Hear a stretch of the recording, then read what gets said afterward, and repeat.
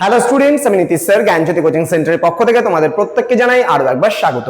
তো স্টুডেন্টস, আজকে আমি তোমাদের সঙ্গে আলোচনা করব এনইপি 4 ইয়ার আন্ডার গ্র্যাজুয়েট প্রোগ্রামের অধীনস্থ যে সমস্ত ছাত্রছাত্রীরা যারা নর্থ বেঙ্গল ইউনিভার্সিটি আন্ডার বিভিন্ন কলেজগুলোতে 7 সেমিস্টারে পড়াশোনা করছো হিস্ট্রি মেজর নিয়ে, তাদের জন্য কিন্তু আজকের ক্লাসটি ভীষণ গুরুত্বপূর্ণ।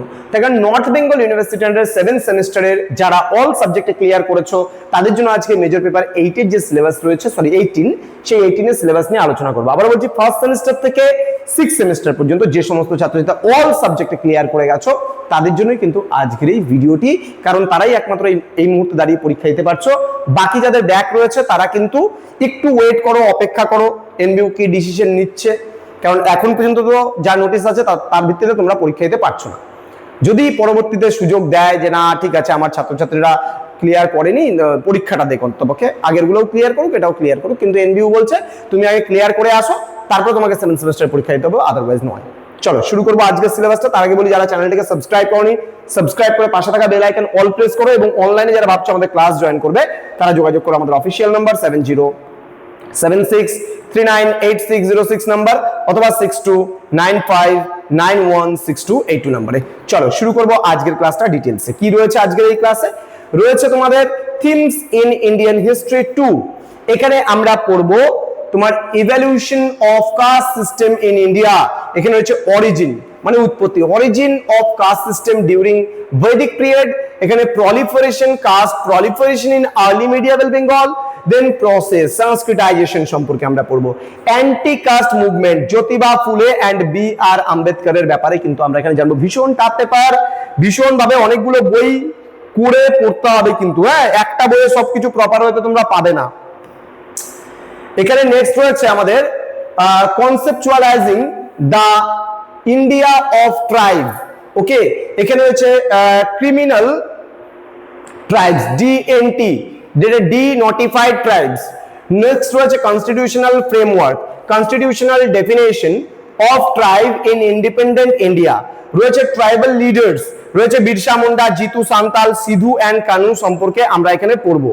ঠিক আছে, ভীষণ টাফ কিন্তু জটিল পেপারটা, বিভিন্ন টাইপের বই থেকে কিন্তু পড়তে হবে, একটা বই পড়লে কিন্তু এই পেপারে হবে না, আমি বইগুলো বলে দেবো।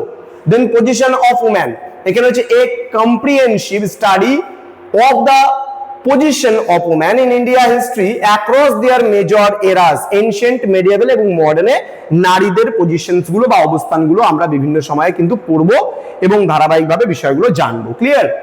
নেক্সট কি রয়েছে? স্টাডি অফ রিলিজিয়ান, ধর্মের ইতিহাস, concept and approaches to the study of religion, ancient, medieval and modern times. Okay, ancient, Brahminical and non-Brahminical religious, medieval time Alwar and Nayanar, Bhakti movement, Sufi movement সম্পর্কে আমরা এখানে পড়বো।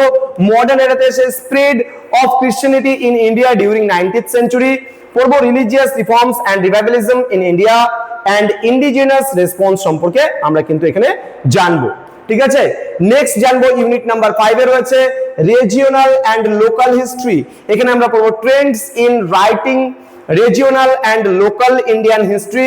এখানে focusing on the methodologies, historiography and evolving trends in the documenting micro histories across the Indian subcontinent সম্পর্কে কিন্তু আমরা এখানে জানবো, ধারাবাহিকভাবে পড়বো আমরা বিষয়গুলো। ক্লিয়ার?